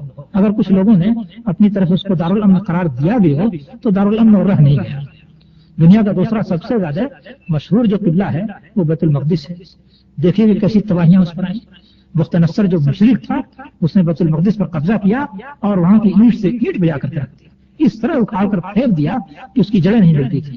پھر دوبارہ یہودیوں نے تعمیر کیا تو مشرک رومیوں نے سن 70 میں دوبارہ 70 عیسوی میں دوبارہ حملہ کیا اور بیت المقدس کو کی دوبارہ اینٹ سے اینٹ بجا کر رکھ دی، اس طرح سے اس کو اجاڑ دیا کہ اس کا کوئی پتہ نہیں چلتا تھا۔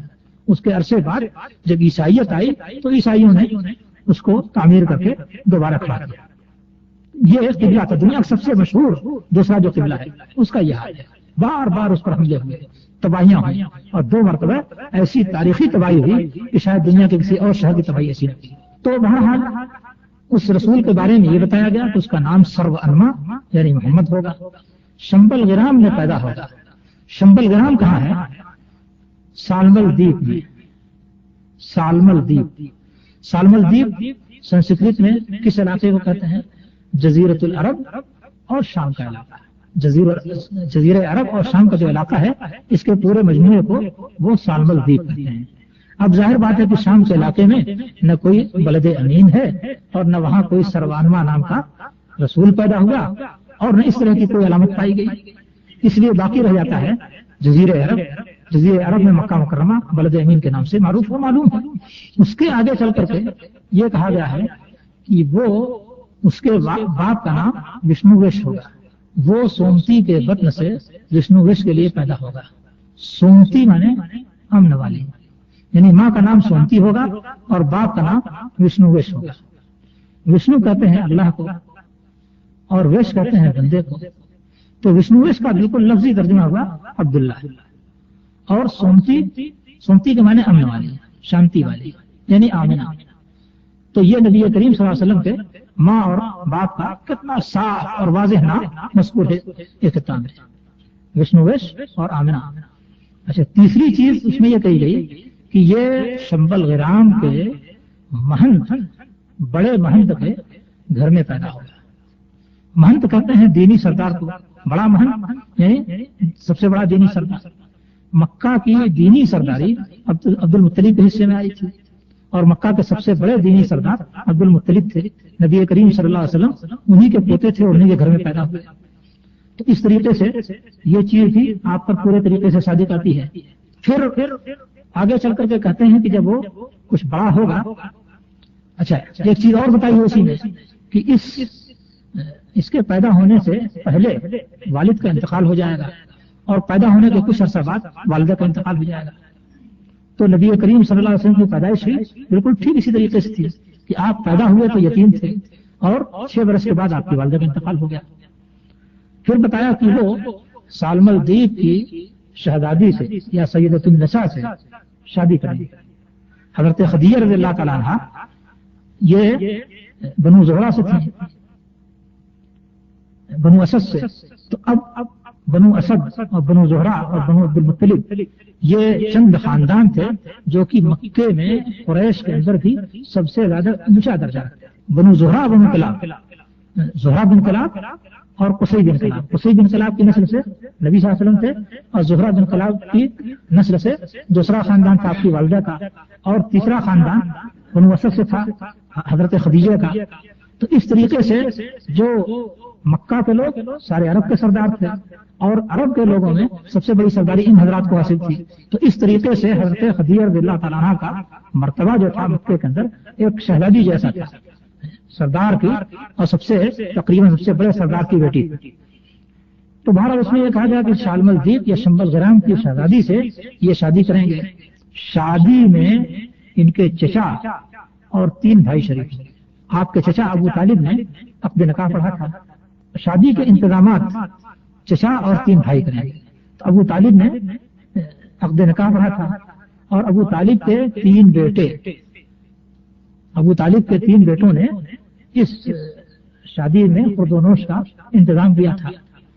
طالب اور عقیل اور جعفر، طالب اور عقیل اور جعفر یہ 3 بیٹے جو ابو طالب کے تھے، ان 3 بیٹوں نے مل کر کے شادی کے خورد و نوش وغیرہ کا انتظام کیا۔ تو اب اس کو بھی دیکھ لیجیے۔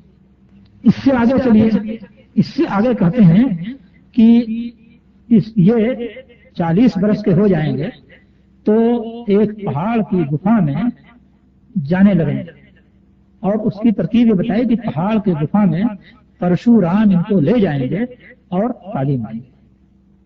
40 बरस की उम्र नबी करीम सल्लल्लाहु अलैहि वसल्लम की हुई तो आप हिरा जो पहाड़ी है उसके गार में तशरीफ ले गए। तो पहाड़ की गुफा में तशरीफ ले जाने की बात बिल्कुल वाज़ेह है। और जब वहां आप गए तो हजरत जिब्रील आए और उन्होंने आपको तालीम दी, इक़रा बिस्मि रब्बिकल्लज़ी खलक़। तो 40 बरस की उम्र में पहाड़ के गार में आप तशरीफ ले गए और वहां हजरत जिब्रील ने आपको तालीम दी। उनकी जुबान ये कहा गया कि परशुराम उनको तालीम देंगे। परशुराम किसको कहते हैं? ये उनके यहाँ एक देवता का नाम है या एक फरिश्ते का नाम है। उस देवता का काम क्या है कि जो लोग नास्तिक होते हैं यानी मुल्हिद होते हैं, बेदीन होते हैं और बदकिरदार होते हैं, उन पर यह फरिश्ता अज़ाब लाता है। अल्लाह के मुखलिस बंदों की हिमायत में नास्तिक और बददीन लोगों पर यह अज़ाब लाता है। हज़रत जिब्रील अलैहिस्सलाम का काम देख लीजिए, एक तरफ तो अंबिया पर वही लाते थे, दूसरी तरफ जिन कौमों की तबाही और बर्बादी का तस्करा कुरान मजीद में आता है उनको अज़ाब देने के लिए किसको भेजा गया? हजरत जिब्रील को। कौम लूत को उन्होंने तबाह किया और दूसरी कौमों पर भी अज़ाब लेकर के आए। और यहूदियों ने जब पूछा नबी करीम सल्लल्लाहु अलैहि वसल्लम से कि आपके पास कौन आता है, तो कहा कि जिब्रील आता है। तो कहा कि तो अज़ाब का फरिश्ता है। हजरत जिब्रील अज़ाब के फरिश्ते अज़ाब लाने वाले हैं। तो इस तरह से परशुराम की जो खुसूसियत उन्होंने बयान की है, ठीक वही खुसूसियत हजरत जिब्रील अलैहिस्सलाम की है। फिर वो बयान करते हैं इस किताब में कि जब वो परशुराम से तालीम हासिल करके अपने दीन की दावत शुरू करेंगे तो उनके गांव के लोग उनके मुखालिफ हो जाएंगे, तकलीफें पहुंचाएंगे, सजाएं देंगे, उनको और उनके मानने वालों को सजाएं देंगे। चुनांचे वो अपना शहर शंबल गिराम छोड़ करके एक दूसरे शहर की तरफ हिजरत कर जाएंगे जो कि वहां से उत्तर की जानिब, शिमाल की जानिब। अब देख लीजिए, मक्का मुकर्रमा से मदीना मुनव्वरा ठीक शिमाल की जानिब, तो शिमाल की जानिब हिजरत करेंगे और एक ऐसे शहर में हिजरत करेंगे जो कि पहाड़ों से घिरा हुआ है। मदीना मुनव्वरा का हाल ये है कि शिमाल की तरफ बहुत पहाड़ है और जनूब की तरफ जबल ऐर है। इसके अलावा दाएं बाएं दोनों तरफ पहाड़ियां भी हैं और पहाड़ियों से पहले लावे के पत्थर पाए जाते हैं। लावे की पहाड़ियां दाएं बाएं दोनों तरफ मौजूद हैं, बल्कि दक्षिण की तरफ भी मौजूद हैं, यानी कुबा की तरफ भी। तो इस तरीके से मदीना मुनव्वरा बीच में एक जमीनी नशेबी पट्टी है और हर तरफ से पहाड़ों से घिरी हुई है। फिर उसी किताब में लिखा है कि ये चले जाएंगे, उस शहर में हिजरत करके चले जाएंगे और कुछ अरसे के बाद 10,000 गायों के साथ अपने शहर को वापस आएंगे और तलवार के जरिए फतह कर लेंगे। अब नबी करीम सल्लल्लाहु अलैहि वसल्लम मदीने में आए और उसके बाद 10,000 मुकद्दस सहाबा की जमात को लेकर के सन 8 हिजरी के रमजान में मक्का तशरीफ ले गए और बजोर कुव्वत उसको फतह कर लिया। किसी को सामने आने की जरूरत नहीं हुई। इस ताल्लुक से एक और चीज याद आ गई कि एक और किताब में गालिबन अक्सवेधी में एक जगह तफसील है, तो उसमें यह बताया गया है कि इन्होंने जिस वक्त ये फतह का करना बजा रहे थे या फतह के शंख में आवाज फूंक रहे थे, ठीक उसी वक्त तलवार एक जानिब फेंक दी और ऐसा फैसला किया कि जिसकी खुशी घर घर में फैल गई। अब नबी करीम सल्लल्लाहु अलैहि वसल्लम को देखिए कि फातिहाना मक्के में दाखिल हुए मगर तलवार चलाने की जरूरत नहीं पड़ी। ठीक जिस वक्त आपने फतह हासिल की है, तलवार किनारे रख दी और ऐलान कर दिया कि ला तसरीब अलैकुम अल-यौम, सबको माफ कर दिया। इसका यह असर पड़ा कि खुशी की लहर दौड़ गई। हर घर में यही गुफ्तगू थी कि देखो कितने करीम हैं और कितनी ज्यादा मेहरबानी करने वाले हैं। तो बहरहाल ये तस्वीर आया कि 10,000 साथियों को लेकर के जाएंगे, 10,000 गायों को लेकर के जाएंगे और उसको फतह कर लेंगे। एक और चीज उसमें बताई गई है कि जिस वक्त ये पैदा होंगे उस वक्त कौन सा महीना होगा? वैशाख का महीना होगा और चांद के उनके यहाँ 2 हिस्से होते हैं, पक्ष और शुक्ल। शुक्ल की 12 तारीख को वैशाख का महीना और शुक्ल, तो 15 से आखिर तक महीने का जो हिस्सा होता है उसको वो पक्ष बोलते हैं और शुरू का जो महीने का हिस्सा होता है उसको शुक्ल बोलते हैं। तो वैशाख की 12 तारीख को वो पैदा होगा। एक और जगह पैदाइश की तारीख के साथ साथ सन भी बताया गया है। सन तो नहीं बताया गया है, صدی بتائی گئی کہ بکرمی کی 7ویں صدی میں پیدا ہوگا.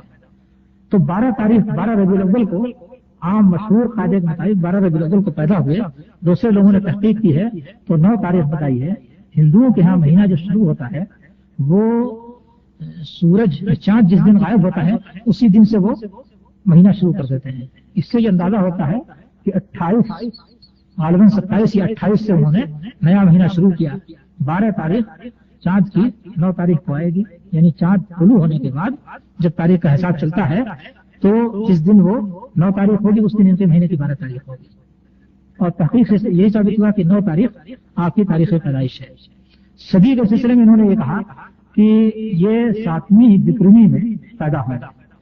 بکرمی سن جو چلتا ہے اور اب بھی چل رہا ہے ہندوستان میں، بکرمی سن کے حساب سے آپ کی پیدائش 12 ویساکھ سن 628 کو ہے. 628 یعنی 7ویں صدی پر 28 برس گزر چکے تھے. تو 7ویں صدی میں آپ کی پیدائش ہوئی. بکرمی کی 7ویں صدی میں 12 تاریخ کو آپ کی پیدائش ہوئی. آخر میں ایک بات اور کہی گئی ہے. اچھا، ایک چیز اور کہی گئی اسی میں کہ آپ کو وگیانی اشو دیا جائے گا. وگیانی اشو جس پر بیٹھ کر کے آپ زمینوں کا چکر لگائیں گے اور آسمان چھوائیں گے. تو وگیانی اشو کہتے ہیں گھوڑے کو. اور وگیانی اشو وہ گھوڑا جو اس طرح پاؤں اٹھا کر کے تیزی سے دوڑے کہ معلوم ہو کہ اڑ رہا ہے. ایسا محسوس ہو کہ اس کا پاؤں زمین پر پڑتا ہی نہیں. کبھی کبھی آپ دیکھتے ہوں گے گھوڑے کی شکل بنائی جاتی ہے اور شاید گھوڑا دیکھنے کے گھوڑے کی تیز دوڑ دیکھنے کی نوبت آئی ہو تو آپ نے دیکھا ہوگا پتہ ہی نہیں چلتا کہ کس وقت اس نے زمین پر پاؤں رکھا ہے. تو وگیانی اشو اسی کا اس گھوڑے کو جو اس تیزی سے جا رہا ہو کہ زمین پر اس کے پاؤں کے پڑنے کا احساس ہی نہ ہوتا ہو، معلوم ہوتا کہ اڑ رہا ہوتا. تو ایک وگیانی اشو دیا جائے گا جس پر وہ بیٹھ کر کے زمین کا چکر لگائیں گے، اس کے بعد ساتوں آسمان تک جائیں گے. اب معراج کی اس سے زیادہ واضح تفصیل یا واضح بیان کیا ہو سکتا ہے. نبی کریم صلی اللہ علیہ وسلم کو براق دیا گیا جس پر آپ نے تشریف رکھا اور وہاں سے مسجد حرام سے بیت المقدس تک آئے، پھر بیت المقدس سے 7ویں آسمان تک کی آپ کو سیر کرائی گئی. اچھا، ایک چیز اور اسی میں دی گئی کہ یہ دشمنوں سے لڑائی کریں گے، بے دینوں سے لڑائی کریں گے اور تلوار سے دشتوں کا دمن کریں گے. یہ کلکی اوتار جو ہوں گے تلوار سے دشتوں کا دمن کریں گے، یعنی تلوار سے بے دینوں اور بدماشوں کو کچلیں گے. تو اب نبی کریم صلی اللہ علیہ وسلم کو دیکھیے کہ آپ نے غزوات کیے. ظاہر بات ہے کہ جب دشمنوں کو کچلیں گے تو لڑائی پر نہیں ہوگی. آپ نے غزوات کیے، جبکہ اور رسولوں کے سلسلے میں غزوات کرنے کا تذکرہ آسانی سے نہیں ملتا ہے. حضرت عیسیٰ علیہ السلام نے کوئی غزوہ نہیں کیا اور کسی ایسے پیغمبر کی طرف اشارہ نہیں ہو سکتا جس نے کوئی غزوہ کیا. تو آپ نے غزوات کیے. اور پھر دوسری بات یہ کہ تلوار سے غزوہ کریں گے، تلوار سے دشمنوں کا دمن کریں گے. تو آپ تلوار استعمال کرتے تھے اور آپ کا جو زمانہ تھا وہ تلوار کا زمانہ تھا. اس سے بھی معلوم ہوتا ہے کہ اب اس پیغمبر کے آمد کے انتظار کا وقت نہیں رہ گیا ہے، اس لیے کہ اب تلوار کا زمانہ نہیں رہ گیا ہے. اب تو توپ اور ٹینک اور راکٹوں وغیرہ کا زمانہ آ گیا ہے، میزائلوں کا زمانہ آ گیا ہے. تلوار کا زمانہ تو بہت پیچھے جا چکا ہے. نبی کریم صلی اللہ علیہ وسلم کی آمد پر ابھی 100 برس بھی پورے نہیں گزرے تھے کہ بندوق ایجاد ہو گیا اور بندوق کا زمانہ شروع ہو گیا. تو آپ نے تلوار اٹھائی، غزوات کیے اور دشمنان دین کو کچلا. یہ تینوں باتیں اس کے اندر مذکور ہیں. غزوات کے تعلق سے ایک بات اور کہی گئی ہے کہ دیوتاؤں دوارا اس کی سہایتا کی جائے گی، یعنی فرشتوں کے ذریعے سے اس پیغمبر کی مدد کی جائے گی. جنگوں میں فرشتوں کے ذریعے سے اس پیغمبر کی مدد کی جائے گی. پوچھنے کی بات نہیں. غزوہ بدر میں حضرت جبریل علیہ السلام فرشتوں کی قیادت کر رہے تھے. غزوہ احد میں حضرت جبریل اور حضرت میکائیل نے نبی کریم صلی اللہ علیہ وسلم کی جانب سے اس وقت لڑائی کی جس وقت کی آپ کے دائیں بائیں کوئی نہیں تھا. اور جنگ حنین میں اللہ تعالیٰ نے فرشتے نازل کیے. جنگ احزاب میں جب مسلمان تنگ آ چکے تھے اللہ تعالیٰ نے فرشتوں کو بھیجا، ارسلنا علیہم ریحا وجنودا لم تروہا. تو بہت سے غزوات ہیں جس میں کہ اللہ تعالیٰ نے نبی کریم صلی اللہ علیہ وسلم کی مدد فرشتوں کے ذریعے سے کی. پھر یہ بات کہی گئی کہ اس کے 4 بھائی ہوں گے، اس کے 4 اخوان ہوں گے یا 4 مددگار ہوں گے جو اس کے دین کے پھیلانے میں اس کی مدد کریں گے اور ان 4 کی مدد سے اس کا دین دور دور تک پھیل جائے گا. تو نبی کریم صلی اللہ علیہ وسلم کے 4 ساتھی ہوں گے اس کے. تو نبی کریم صلی اللہ علیہ وسلم کے 4 خصوصی ساتھی خلفائے اربعہ تھے جنہوں نے زندگی بھر آپ کی جم کر کے مدد کی اور آپ کے دین کو پھیلانے میں جس قدر ممکن ہو سکتا تھا حصہ لیا. پھر آپ کے دنیا سے تشریف لے جانے کے بعد یہ چاروں خلفاء یکے بعد دیگرے اس دنیا میں خلیفہ ہوئے اور دین کو پھیلایا. نبی کریم صلی اللہ علیہ وسلم جب دنیا سے تشریف لے گئے تو دین اسلام کہاں تک پھیلا تھا؟ ملک عرب کے اندر. حضرت ابوبکر صدیق رضی اللہ تعالیٰ عنہ خلیفہ ہوئے 2-2.5 برس کے عرصے میں. کتنا کام انہوں نے دین کے لیے کیا. ایک تو جزیرہ عرب میں ارتداد عام ہو گیا تھا, سارے مرتدین کو کچلا. اس کے بعد شام و عراق دونوں محاذ پر جنگیں لڑی اور پیش قدمیاں ہوئی. پھر ان کا انتقال ہو گیا.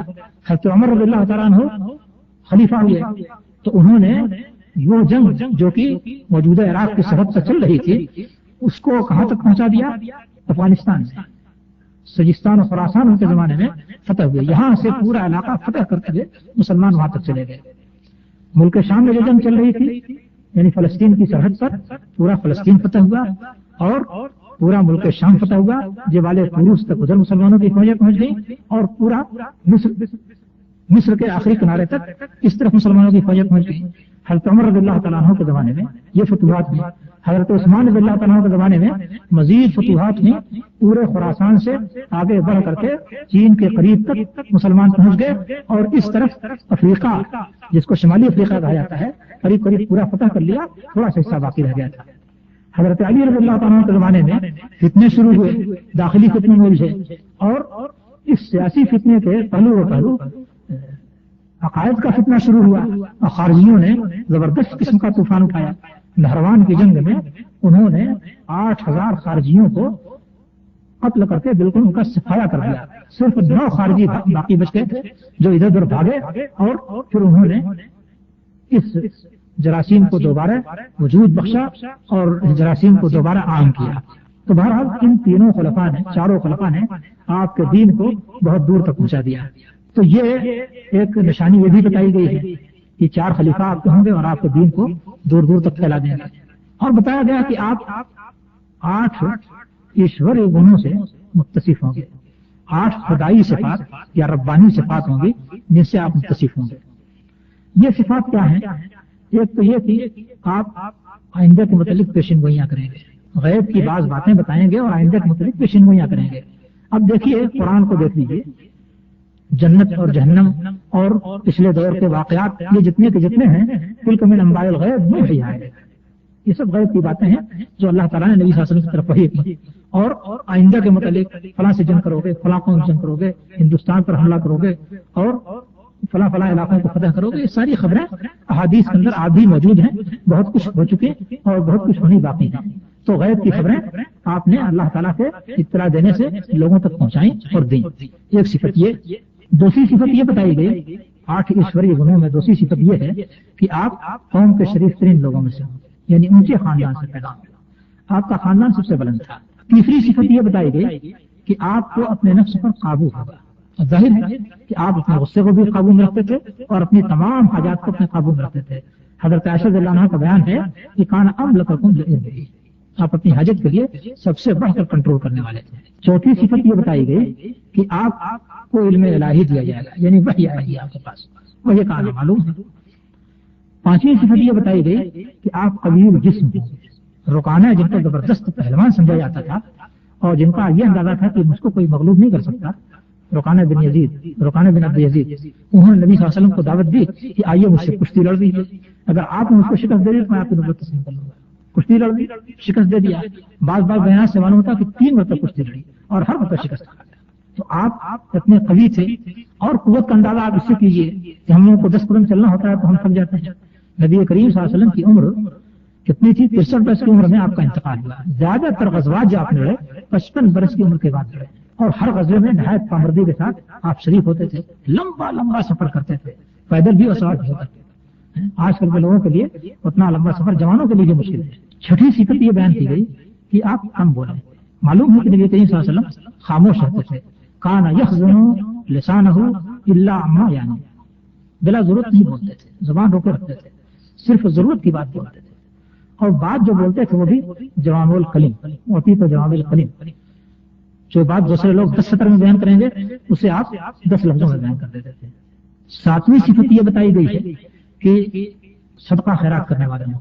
آپ جانتے ہیں نبی کریم صلی اللہ علیہ وسلم سے بڑھ کر انسانی تاریخ میں اب تک کوئی صدقہ خیرات کرنے والا نہیں پیدا ہوا۔ عدی بن حاتم نے کہا تھا، عدی بن حاتم کی بہن نے، کہ تمہارا باپ بھی وہ کام نہیں کر سکتا تھا۔ عدی بن حاتم جو اس قدر مشہور ہے کہ تمہارا باپ بھی وہ کام نہیں کر سکتا تھا جو اس نے کیا ہے، جاؤ ان سے جا کر ملو۔ 8ویں صفت یہ بتائی گئی کہ یہ احسان مند، کوئی شخص اگر احسان کرے گا تو اس کے احسان کو تسلیم کریں گے۔ کھلم کھلا آپ کہتے تھے ان امن الناس علیہ فی مالہ نفسی ابو بکر، سب سے بڑا احسان میرے اوپر جان اور مال کے سلسلے میں ابو بکر کرتے تھے، اور خیر کی جگہ خیر سے دیتے تھے۔ کوئی ایک اونٹنی اگر دیتا تھا آپ کو بطور ہدیہ تو اس کے لیے تو 6 اونٹنیاں آپ نے دی، اب آج 10 اونٹنیاں دی، تو خیر کا بدلہ خیر سے دینا۔